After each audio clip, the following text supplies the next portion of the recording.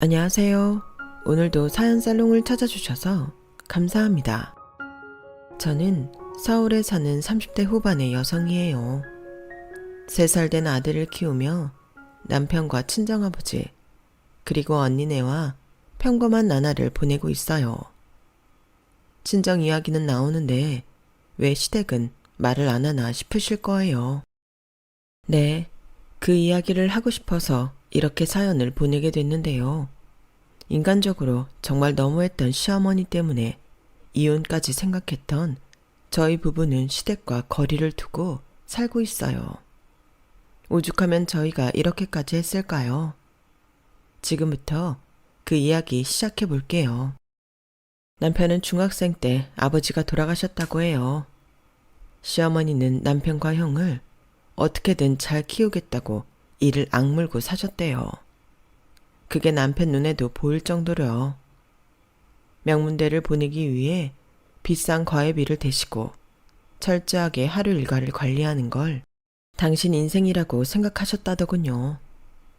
그런 건 정말 대단하고 아무나 따라할 수 없는 것 같아요. 저는 시어머니의 노력과 정성까지 폄하하려는 게 아니에요. 명문대를 나와 대기업에 다니는 남편이니 시어머니 입장에서는 어떤 며느리가 와도 눈에 차지 않으셨던 것 같아요. 남편이 저를 만나기 전에도 결혼할 뻔한 여자가 있었는데 시어머니가 극렬하게 반대하고 여자한테 심한 모욕을 줘서 결국은 헤어졌고 남편은 저를 만나기 전까지 몇 년간 아무 여자하고도 사귀지 않겠다고 결심할 정도였다고 해요. 그런 시어머니에게는 저 역시 마음에 들지 않는 며느리감이었어요.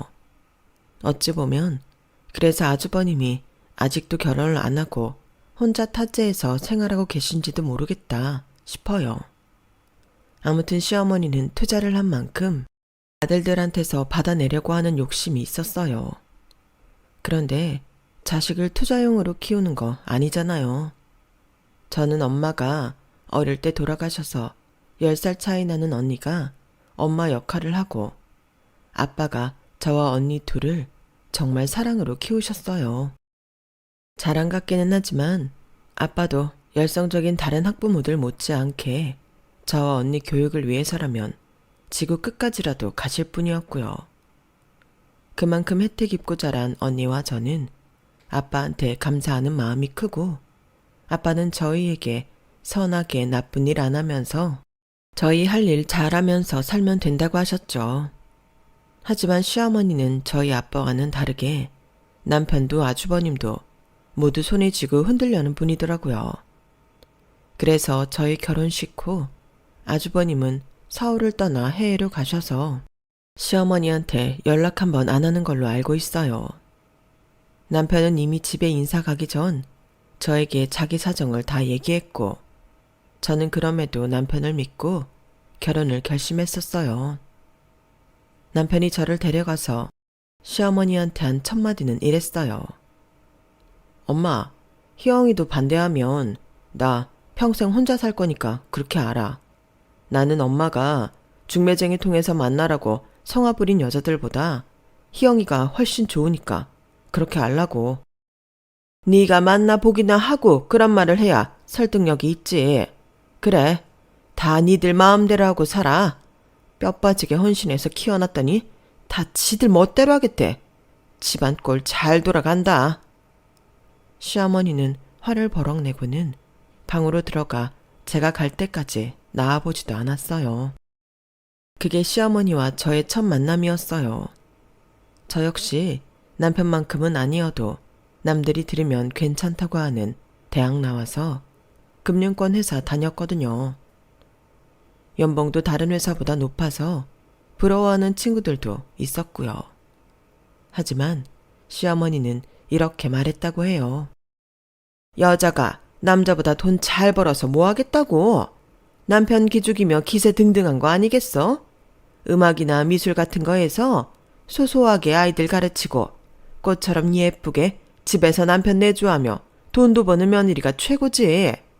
원래 그런 순수 예술한 애들이 집안도 좋고 화초 같더라고. 나도 그런 며느리 원했는데 아휴, 직장에서 남자들이랑 똑같이 일하는 거면 얼마나 기가 세고 거칠겠어.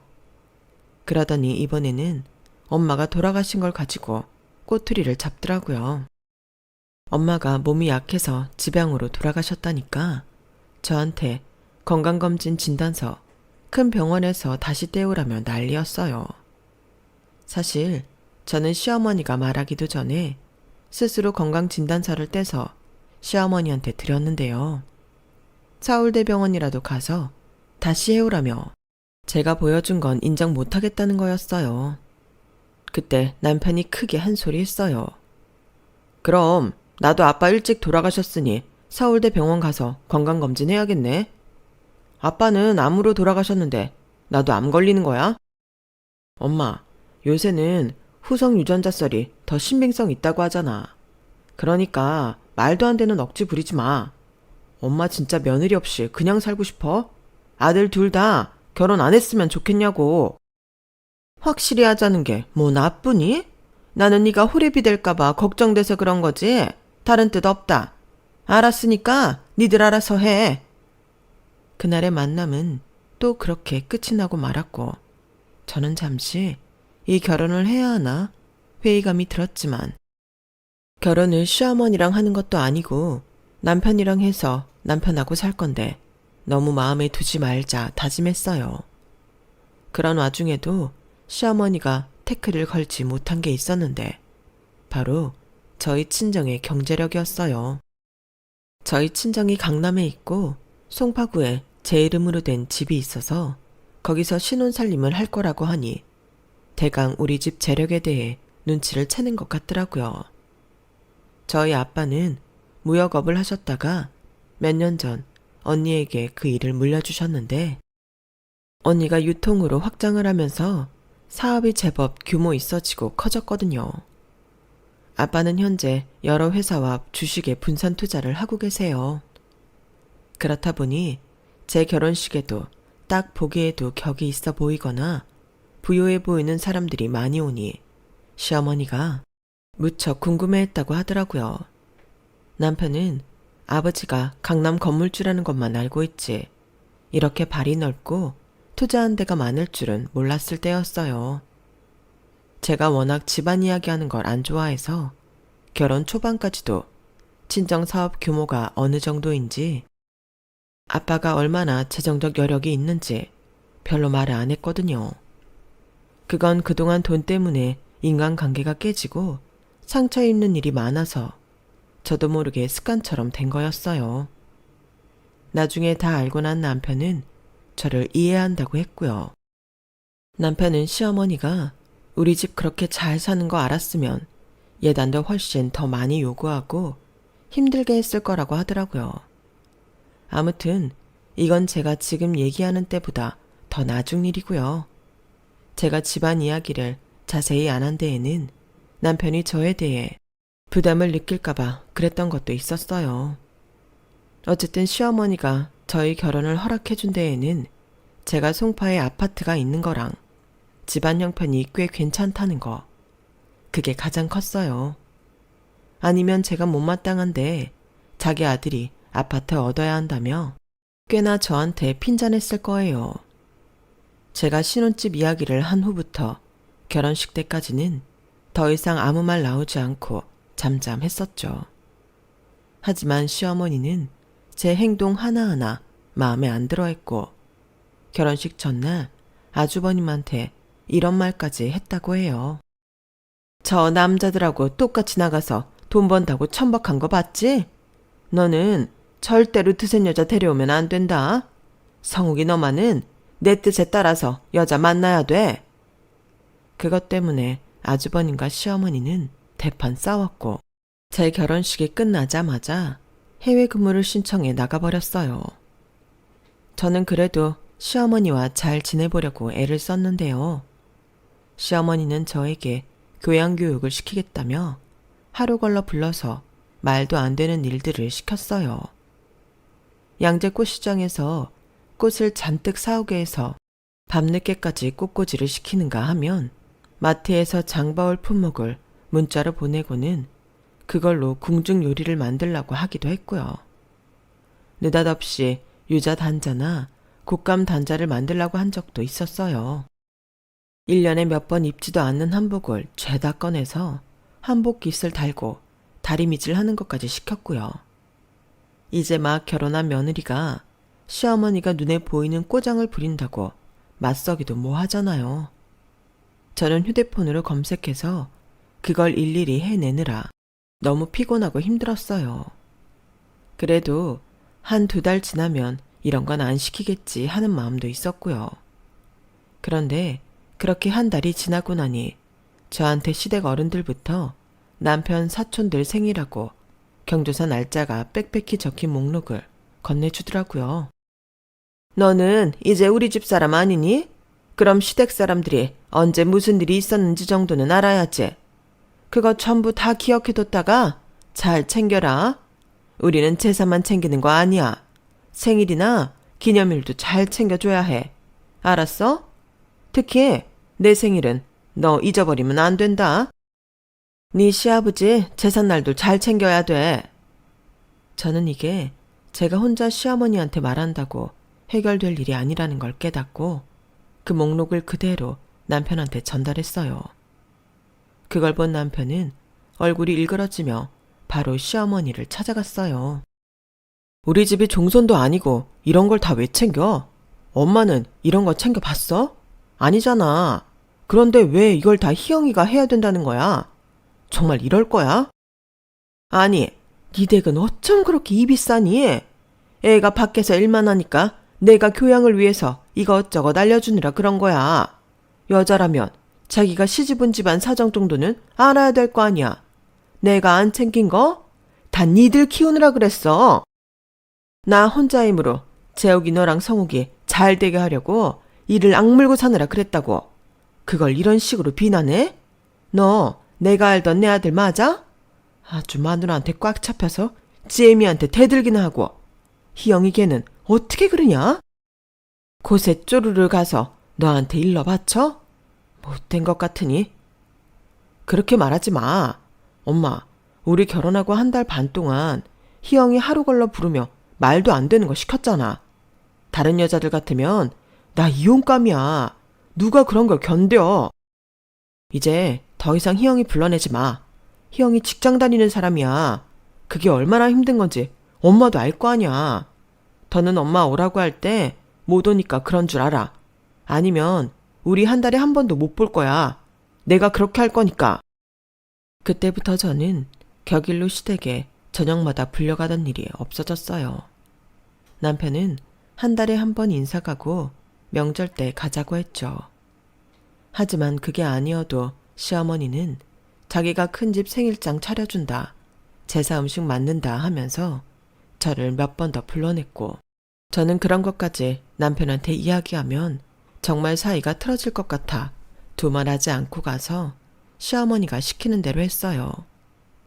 시어머니는 젊을 때 2 아들 키우느라 바빠 시댁 경조사를 못 챙겼으니 저더러 하라는 거였는데요. 큰 집에서는 시어머니가 저를 불러다가 일 시키는 걸 몹시 부담스러워하며 하지 말라고 했어요. 자기네 집에도 아들, 딸 있고 그 애들이 여태껏 해온 일이라면서요. 또 요즘 집에서 누가 그렇게 음식을 하냐며 오히려 큰 집에 있는 음식이나 과일을 싸서 손에 들려줬어요. 그러면 시어머니는 또 말도 안 되는 소리를 했어요. 이게 다 네가 못 믿어워서 그러는 거다. 네가 살림 잘하고 야무지게 보였어 봐. 이렇게 지네가 먹던 음식까지 들려 보내겠어? 너는 진짜 이미지 관리 좀 해야 돼. 시어머니는 자꾸 제가 세 보인다고 하는데 저는 그전까지 그런 말을 들어본 적이 한 번도 없었어요. 명랑하고 긍정적이고 활발한 사람으로 통했고요. 시어머니 말은 무시하면 됐지만 은근히 스트레스가 쌓였어요. 나중에 알고 보니 시어머니는 지방에 있는 종갓집에 잘 보여서 재산 받을 때 유리한 위치에 있으려고 그러는 거였어요. 그런데 종갓집 어른들이 다 정정하시고 재산을 나눈다 어쩐다 말도 없는데 이러는 건 제 입장에서는 저를 괴롭히려는 걸로만 느껴졌지 시댁에 보탬이 되려고 하는 일로는 안 보였어요. 이런 이야기를 언니한테도 아빠한테도 안 하고 지나갔던 건 제가 회사 일도 바쁜데 시어머니한테까지 시달리니 말할 시간조차 없었기 때문이었어요. 결혼하고 얼마 안 됐는데 굳이 힘들다, 괴롭다 말하기도 싫었고요. 그렇게 반년쯤 지났을 때 저는 임신 8주라는 진단을 받았어요. 하도 몸이 무겁고 나른한 데다가 소화도 안 돼서 병원에 갔다가 알게 된 거였어요. 저는 유산기도 있었고 입덧도 심해서 더는 시어머니 요구대로 시댁 친척들 일까지 가서 봐드릴 수가 없었어요. 그제야 저는 남편한테 시어머니가 저한테 시켰던 일에 대해 자세하게 이야기했고 남편은 화가 나서 바로 시어머니한테 연락했어요. 희영이가 엄마 아바타야? 그렇게 재산 더 받고 싶으면 엄마가 종가 어른 댁 가서 말해. 이런 식으로 사람 괴롭히지 말라고. 희영이 아이 생겨서 지금 아주 조심해야 된댔어. 엄마도 엄마 손주 무사히 잘 태어나길 바라지? 그럼 더는 희영이 친척일로 불러대지 마. 엄마 집안일도 정 힘들면 사람 쓰고. 엄마 그 정도는 쓸 여유 있잖아. 아무튼 희영이 더 부르지 마. 좀 편하게 해줘. 아이고, 나 망가는 애라도 가졌니? 이때다 싶어 너한테 나불거리고. 일 안 하겠다 이거네. 아주 임금님 유세는 저리 가라다. 시어머니는 휴대폰 넘어 저한테까지 들리게 제 흉을 보고는 전화를 탁 끊더군요. 그러더니 나중에 저한테 따로 전화를 해서는 너 애 들어섰다고 우리 채욱이 소홀히 하면 안 된다. 내가 우리 채욱이 어떻게 키웠는지 너도 알잖아. 지금까지 말 안 했다만 회사도 휴직한다고 하니 한 소리 해야겠다. 아침에 채욱이 빵 조각 먹여서 보내지 마라. 제대로 된장찌개 끓이고 계란말이하고 나물 매일 새로 무쳐서 내. 어머니, 저 그냥 놀고 먹으려고 휴직한 거 아니에요. 초기 유산기 있고 입덧 심해서라고요. 제가 지금까지 어머니 하라고 시키신 거 안 했나요? 남편한테 말은 했지만 그래도 시어머니가 몰래 불러내신 거 다 갔잖아요. 아무리 전통 있는 집안에 시집간 애들도요. 시어머니 시킨다고 단자 만들고 궁중요리하고 그러지 않아요. 그것도 가르쳐주는 사람도 없이 혼자 일일이 검색하면서 만들었는데 제가 그거 갖고 뭐라고 한 적 있어요? 제가 아무리 마음에 안 드셔도 이러는 거 아니죠. 제가 감정이 북받쳐 버럭 소리를 내자 시어머니는 제 반응이 의외라 놀랐는지 별말 못하고 전화를 끊었어요. 저는 남편한테 지금 같아서는 한 달에 한 번도 시댁에 가고 싶지 않다고 했고 남편도 그러라고 했어요. 그리고 너무 속이 상해 그제야 언니한테 그동안 있었던 일을 이야기하게 됐죠. 아니, 니네 시어머니 정말 이상하다. 대체 그게 뭐 하는 짓이라니? 지금이 무슨 60년대야?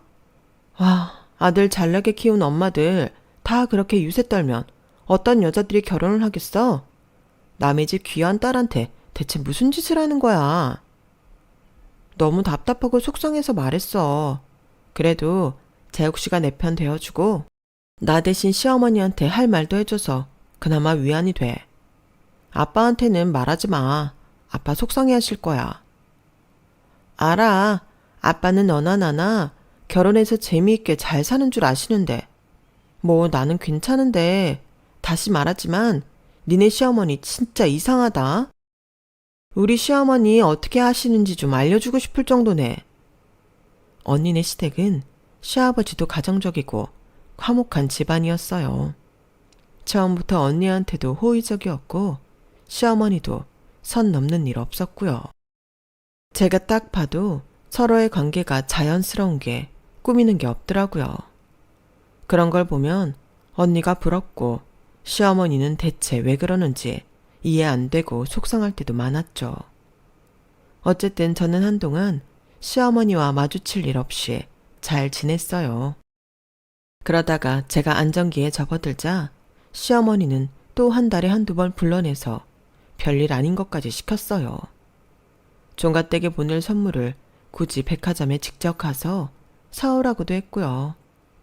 저는 그동안 시댁의 얼굴을 보이지 않은 것에 좀 미안한 마음이 있어서 남편한테 말 안 하고 시어머니 시키는 대로 했는데요.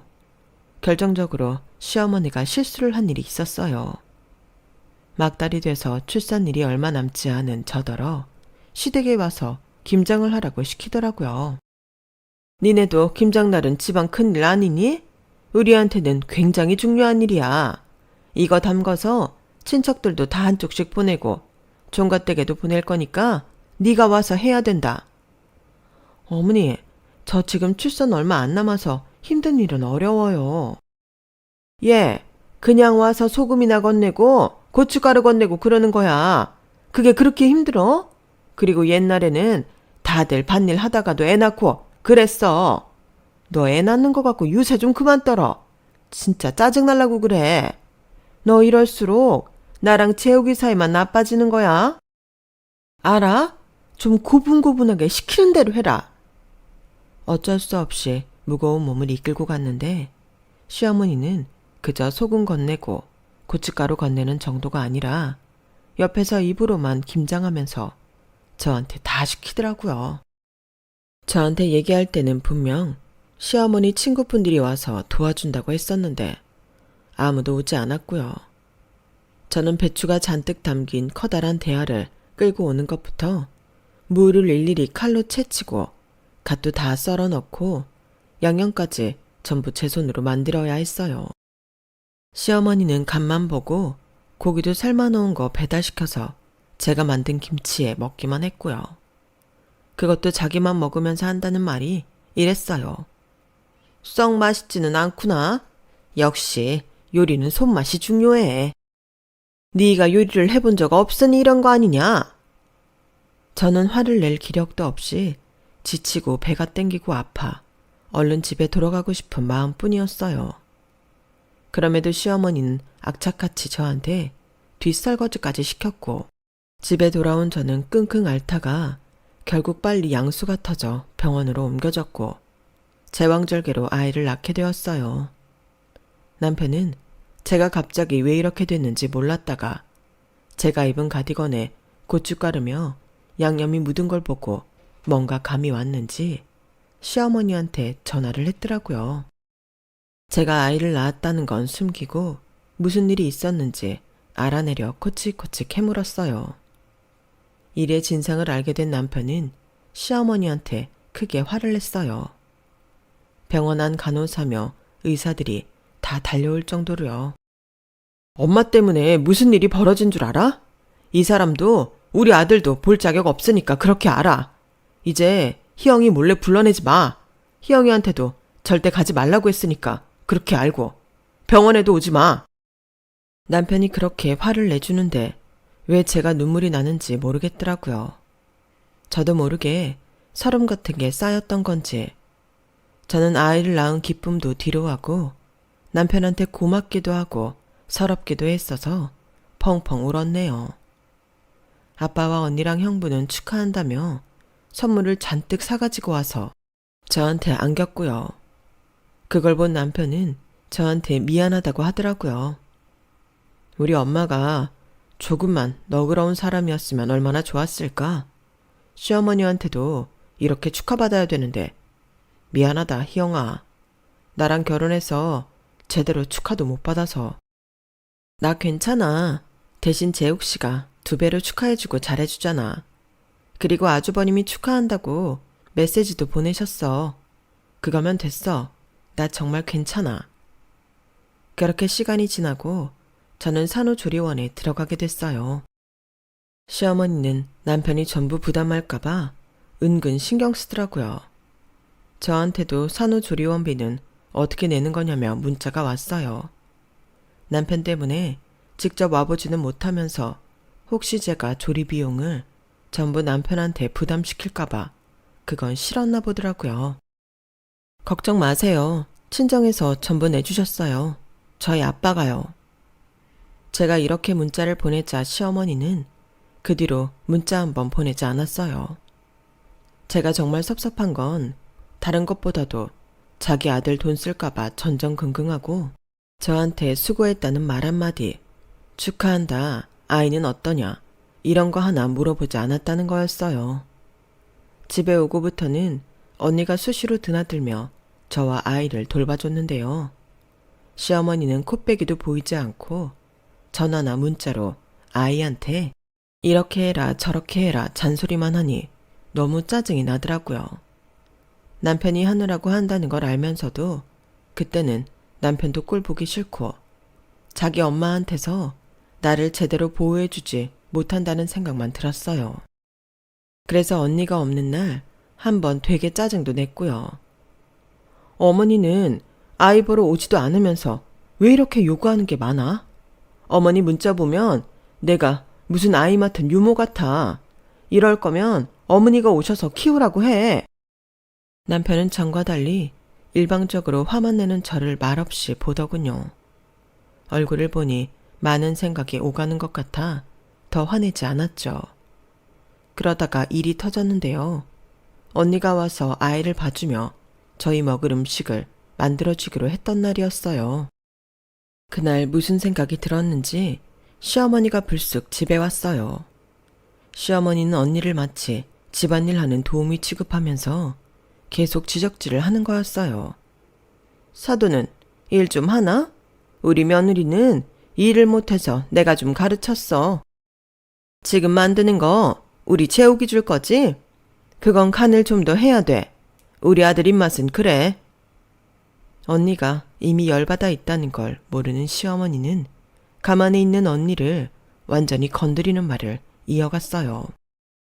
아우, 언니도 그렇게 썩 잘하는 편은 아니네. 이게 다 엄마 없이 커서 그런 건가? 눈에 보여. 그 말에 언니가 들고 있던 숟가락을 탁 내려놓고 똑바로 말했어요.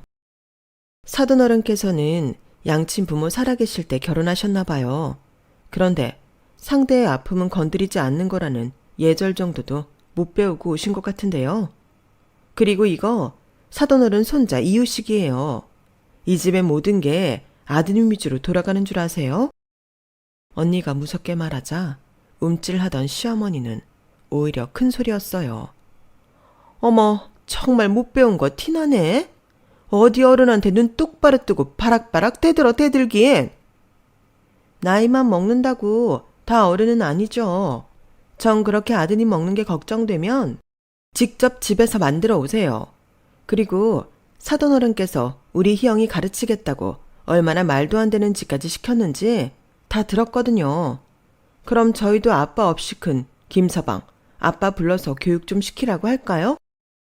그렇게 남의 자식한테 함부로 하시는 거 아니에요. 그러다 큰 코 다치세요. 언니가 워낙 무섭게 하지만 이성을 잃지 않고 따박따박 말을 하니 시어머니는 더 이상 할 말이 없었는지 얼굴이 빨개졌다 파래졌다 하다가 자기는 간다며 획 나가더라고요. 그날은 전초전에 불과했어요. 언니한테 한 방 먹어 속으로 꽁 하고 있던 시어머니가 또다시 집에 찾아왔는데요. 하필 그날은 친정아빠가 저녁에 들리겠다고 했던 날이었어요. 시어머니가 왔을 때에는 아직 친정아빠 도착 전이었고요. 시어머니는 언니 눈치를 보며 아이만 보는가 싶더니 대뜸 저한테 이러는 거였어요. 너 내일 모레 내 생일인 거 알지? 내가 너 결혼하고 바로 너한테 우리 집안 경조사 줬잖아. 그거 다 기억하고 있으라고. 그런데 어째 내일 모레 내 생일인데 너 조용하다? 아, 네 어머니. 제가 요즘 아이 보느라 정신이 없었네요. 어머니 생신날 어디 식당 예약해드릴까요? 아니면 레스토랑 할까요? 친구분들 초대하실 거면 인원수 말씀해 주세요. 제가 맞춰서 예약할게요. 그러지 말고 네가 직접 차려줘야겠다. 그 말에 언니가 놀라서 시어머니를 쳐다봤지만 시어머니는 두고 보라는 듯 턱을 치켜들고 이러더군요. 우리 같은 집안은 결혼하고 처음 맞는 생일은 며느리들이 제 손으로 다 차려주는 법이다. 너도 그래야 되지 않겠어? 큰 집, 작은 집 숙모들도 올 거고 한 20인분 준비하면 되겠구나. 어머니, 아무리 그래도 제가 지금은 음식 준비하기 어려워요. 이제 막 몸 풀고 한 달 조금 넘었잖아요. 이번에는 식당에서 하시고 제가 내년 생일 챙겨드릴게요. 그러자 시어머니는 큰 소리로 언니를 쳐다보며 말했어요. 그럼 사돈이 대신 와서 하면 되겠네. 안 그래? 집에서 뭐 하는 일 없지? 애들도 혼자 라면은 끓여 먹을 나이는 됐던데. 그날 우리 집 와서 음식 좀 해.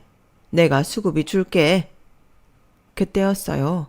현관에서 인기척이 들리더니 아빠가 들어왔더라고요. 저랑 언니도 놀라고 시어머니도 놀랐죠. 하지만 시어머니는 이내 아무 일 없는 척 시치미를 떼더군요. 그런데 아빠가 먼저 입을 여셨어요. 지금 뭐라고 하셨어요? 우리 희영이한테 20인분 음식을 하라고 하셨어요? 희영이가 못하면 우리 큰애 보고 하라고요? 아니 사부인, 우리 애들이 사부인 집안 도움입니까? 이제 막 첫 아이 낳아 힘든 애랑 그런 동생하고 조카 돌보려고 바쁜 시간 쪼개서 온 애한테 이게 무슨 말도 안 되는 소리입니까? 아니, 뭐가 말도 안 되나요? 며느리가 며느리 노릇 못하니 그 가족이라도 대신 하라는 건데요. 세상에, 지금까지 우리 딸 이런 식으로 취급하셨어요. 나는 우리 딸 결혼해서 사랑받고 잘만 사는 줄 알았는데. 아빠는 화가 나서 바로 남편한테 전화를 했어요. 그랬더니 남편은 집 앞이라고 금방 올라간다고 하는 소리가 휴대폰 너머로 들렸어요. 잠시 후 남편이 도착하더니 집안을 쓱 보더군요. 그러더니 상황 파악이 된 것 같더라고요. 아빠는 화가 잔뜩 나서 남편에게 말했어요. 자네, 희영이 자네 어머니 때문에 심한 고생하는 거 알았나? 어떻게 자기 손자 낳고 한 달밖에 안 된 며느리더러 20인분 음식을 하라고 할 수 있나? 그걸 못하면 우리 첫째 보고 하라니. 자네 어머니 이런 식이었나? 나 그냥 못 넘어가. 산후조리원 들어갈 때도 돈 한 푼 지원 안 해주시는 거 보고도 참았어. 사람 사정이 안 좋으면 그럴 수도 있지. 해주고 싶은데 못 해주는 심정 오죽했겠나 하면서. 근데 그게 아니네. 자네 계속 우리 희영이 마음고생 시킬 거면 갈라서게. 아니면 오늘 이 자리에서 자네 어머니한테 말씀 잘 드려. 그러자 시어머니는 발끈하면서 펄펄 뛰었어요. 아니, 남들 안 낳는 아이 낳았어요? 막말로 요새는 남자아이 대단하지도 않아요. 지금은 딸이 귀하다고요. 세상에 저렇게 몸 보전 오래 하고 누워있는 며느리가 어디 있나요? 자식들 교육을 어떻게 시켰길래 이 모양이냐고요. 이제는 제가 참을 수 없어서 나섰어요. 그만하세요. 우리 아빠가 뭘 어쨌길래요. 화내실 만한 거 아닌가요? 저야말로 더는 이러고 못 살겠어요. 재욱씨, 이혼해. 나 아이 있는 이혼녀 소리 들어도 상관없어. 더는 이러고 못 산다고. 그러니까 어머니 계속 저러시면 이혼이야. 그런 줄 알아. 왜 우리 아빠가 이런 말을 들어야 하고 돌아가신 어머니까지 모욕해? 이게 그렇게 대단하고 잘난 집안 예절이야? 그 말에 남편은 얼굴이 하얗게 질렸어요. 이혼이라니 무슨 소리야. 나는 절대 그럴 마음 없어. 장인어른, 제가 해결할게요. 조금만 시간을 주세요. 저희 아빠도 막무가내는 아닌지라 남편이 그날 자리를 정리하고 나자 아무 말 없이 돌아가셨어요. 모두 다 돌아간 후 저는 남편한테 한 번 더 말했어요. 이혼하자는 거 빈말 아니니까 그런 줄 알아. 어떻게 우리 언니더러 자기 생일상을 차리라고 해? 그것도 20인분? 아빠한테 어머니 말하는 거 들었지? 나 진짜 못 참아. 재욱씨, 알아서 해. 그리고 다음 날이었어요. 아침에 남편이 출근도 하기 전에 시어머니가 또 들이닥쳤어요. 어디 함부로 이혼 소리 내뱉는 며느리 면상 좀 보자. 너야말로 혼자 애 키우며 고생 좀 해봐. 재욱이 너 진짜 쟤랑 계속 살 거야? 나는 저 집에 미련 없다. 엄마, 진짜 왜 이래? 나 엄마 때문에 너무 창피해. 창피하긴? 뭐가 창피해? 솔직히 저 집 건물 하나 있고 돈 좀 있다고 천박하게 구는 거 내가 신물이 난다. 남편은 바로 자기 지갑에서 언니 명함과 아빠 명함을 꺼내 시어머니한테 보여줬어요. 언니 명함에는 땡땡땡 대표 직함이, 아빠 명함에는 투자자라고 찍혀 있었죠. 그걸 본 시어머니 얼굴에 하얗게 질렸는데 거기에는 이유가 있더라고요. 봤지? 장인어른이 큰집 IT 사업 투자자야. 처형도 굉장히 바쁜 사람이라고. 처형이 장인어른 사업 물려받아서 더 키운 거래. 그렇게 바빠도 워낙 가정적이라 시간 쪼개서 희영이 봐주고 계신 건데 엄마가 그러면 어떡해? 이게 정말이야? 정말 큰집 사업 투자자라고? 애미야, 너 말 좀 해봐. 네 언니가 사돈이 진짜 대표야? 네, 제가 웬만하면 티 안 내려고 했거든요. 언니 일도 그렇고 아빠가 큰댁 투자하고 계신다는 거 제 입으로 말하기 좀 우습잖아요. 큰댁에서는 막 결혼했으면서 거들먹거린다고 하지 않겠어요? 그런데 시어머니가 저희 집을 너무 우습게 보시니까 이제는 어쩔 수 없네요. 저희 아빠 화 되게 많이 나셨어요. 저더러 짐 싸서 당장 집으로 오라고 하셨어요. 엄마, 나는 희영이랑 이혼할 생각도 없고 우리 아이랑도 떨어지고 싶지 않아. 그러니까 엄마가 입장 잘 정리해. 나는 엄마가 당분간 우리랑 안 봤으면 좋겠어. 형이 왜 집을 나갔다고 생각해? 엄마가 이러니까 그런 거잖아. 시어머니는 아무 말도 못하고 손으로 입을 가리고 있더니 그대로 집에서 나가더라고요. 남편은 저랑 절대 이혼 안 한다며 저보고도 아무리 화나도 그런 말 다시는 하지 말라고 신신당부했고요. 하지만 저는 그 순간만큼은 진심이었어요. 그리고 그날 저녁 아빠한테서 전화가 왔어요. 시어머니가 와서 싹싹 빌고 갔다는 거였어요. 나는 당분간 사돈이 하는 거 지켜보겠다고 했다. 언니 아직 안 갔지? 언니 가면 네 시어머니 와서 사과한다는구나. 아빠 말씀대로 언니가 오고 얼마 안 돼서 시어머니가 왔어요. 시어머니는 겨우겨우 고개를 숙이더니 입이 안 떨어지는 사과를 했어요. 내가 어제는 지나쳤어요. 사돈도 바쁜데 내 생일 챙기겠다고. 그러는 건 좀 아니었네요. 미안해요. 나는 사돈이 그렇게 바쁜 사람인지 몰랐어. 옆에서 지켜보고 있던 저도 결심했던 말을 밝혔어요. 어머니, 저 이제 어머니 부르시는 대로 안 갈 거예요. 큰집 작은집 대소사 제가 안 챙길 거고요. 저희 집 일만 할 겁니다. 그리고 무리한 요구는 서로 하지 않았으면 해요. 당분간은 어머님 댁에 가고 싶지 않네요. 좀 시간이 지나고 뵀으면 해요. 시어머니는 제 말이 마음에 들지 않는 표정이었지만 어쩔 수 없이 돌아가더라고요. 그러더니만 남편 퇴근 시간에 맞춰 다시 찾아와 제가 했던 말을 남편한테 하더군요. 암만 화가 난데도 우리 집에 발을 끊겠다는 건 아니잖아. 이건 너랑 내 사이도 갈라놓는다는 거 아니야? 엄마가 일을 그렇게 만들었다는 생각 안 들어? 지금 희영이 힘들고 예민할 시기인 거 알잖아. 그리고 나도 결심한 바가 있어. 나도 당분간 엄마랑 떨어져 있고 싶어. 이렇게 찾아오지 말고 엄마도 혼자 있는 시간을 가져봐. 시어머니는 남편 말에 부르르 떨더니 가방을 챙겨나가며 이러더라고요. 내가 굴욕적이게 제 아빠랑 언니한테 고개까지 숙였는데 나더러 연락하지 말라니. 됐다. 나도 너 같은 아들 필요 없어. 결국 시어머니는 진심이 아니라 어쩔 수 없이 사과를 했던 거였어요. 남편은 아빠를 찾아뵙고 대신 사과하며 앞으로는 제가 제대로 대접받고 살게 만들겠다고 약속했어요. 화가 잔뜩 났던 아빠는 그 말에 화를 푸셨고요. 그런데 어쩌다 이게 큰집 귀에까지 들어가서 남편 큰아버지가 시어머니한테 한 소리 했다는 거였어요. 자기들 사업하는데 돈 빠져나가면 책임질 거냐면서요. 다시는 저 데리고 와서 일 시키지 말라는 말까지 했다네요. 시어머니는 저로 생색내며 집안 제사도 챙기려다가 본전도 못 건지고 여기저기 신용만 잃은 꼴이 됐어요. 그렇게 시어머니와의 사이가 정리됐고 어쩌다 보니 저희는 시어머니와 3년 가까이 거의 왕래 없이 지내고 있어요.